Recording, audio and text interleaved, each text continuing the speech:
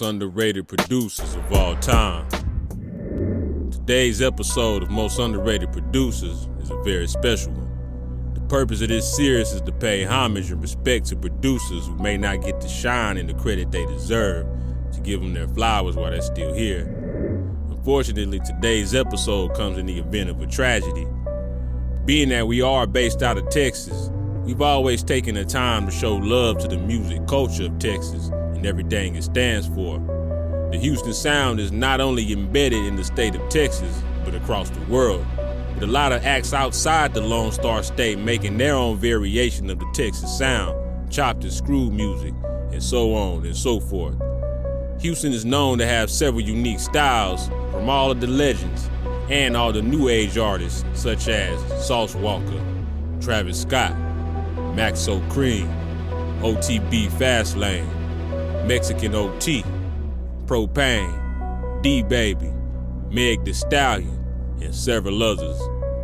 Although Texas music is intertwined with the car culture, with a lot of our legends making music that will bump in the whip, it should be no surprise that the Texas club scene has just as much impact on the music and production style of the environment.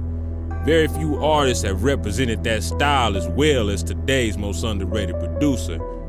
Unfortunately, coming from a city that has lost way too many legends, it's only right that we pay our respects to an artist and producer who has set the Texas club scene on fire, and also at local universities like Prairie View.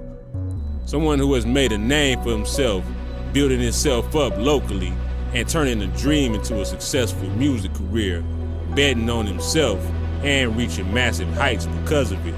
We can't speak about the Houston rap scene, specifically the club culture, without mentioning the late, great BEATKING.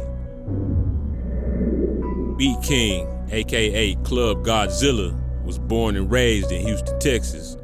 Like most artists and producers, he would take the music at an early age, playing the drums along with his mother, who also played the piano at church.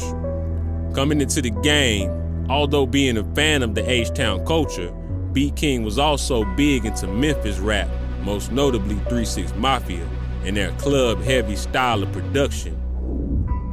When I discovered 3 6 Mafia, that's when my life changed. You know what I'm saying? I grew up on No Limit though. Like, I tell everybody all the time, like, I feel like No Limit was my dad. When I first heard it, I was in middle school. I heard Set a Club Up like everybody else. And I was like, this cool, this shit lit, I ain't never heard of this. I started listening to their albums, and when I heard those beats, that's what made me want to start making beats. I was like, all right, it was really like hypnotized mind, like they say, like them beats, them hi-hat patterns, them snare patterns, like, that's what I wanted to do. I found out what I wanted to do with my life.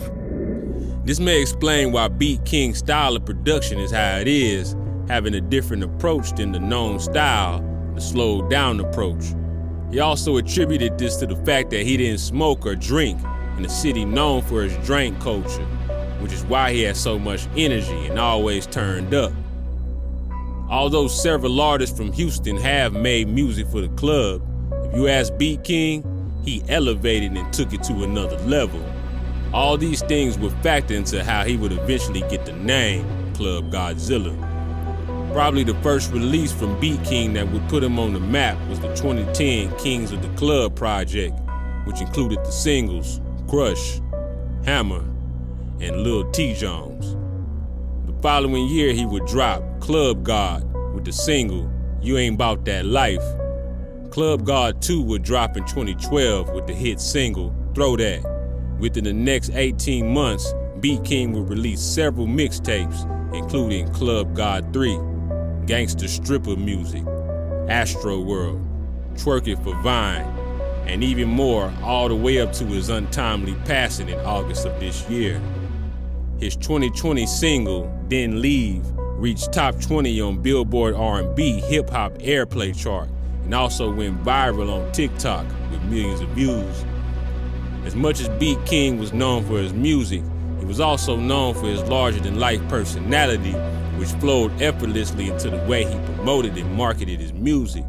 At one point in time, BEATKING would drop freestyles over viral videos, saying that he would, quote, wait for stupid shit to happen and then freestyle about it.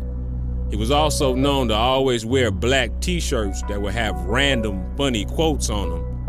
Using these marketing techniques would really draw a lot of attention to him, making he and his music more noticeable than the average up-and-coming artist. Beat King always made sure to stand out from the pack, and you can almost make the case that not too many have done it better than him. When you combine all these attributes with the big personality with some fire-ass music, sounds like a winning recipe to me. Beat King has worked with several well-known artists such as Bun B, Paul Wall, Chamillionaire, Lil Kiki, DJ Chose, Doro Music, Gangsta Boo, R.I.P., 2 Chainz, Suki Hana, and several others. It seems that he was just getting started, but unfortunately life has a way of bringing good things to an end.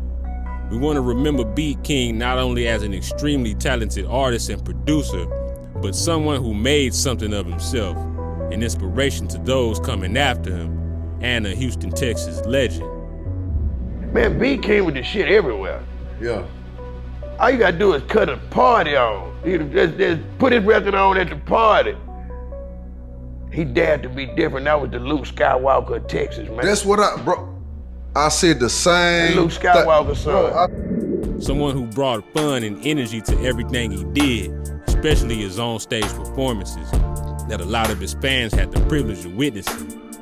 Although Beat King has defied the odds, pushing the boundaries of Houston rap, a lot of people on the outside may be unfamiliar with his name, but regardless, for those that know, consider Club Godzilla a legend, and his music the soundtrack to memorable parts of their life. A successful artist, producer, entrepreneur, and also a husband and father to 2 girls, this is why Beat King is one of the most underrated producers of all time. R.I.P.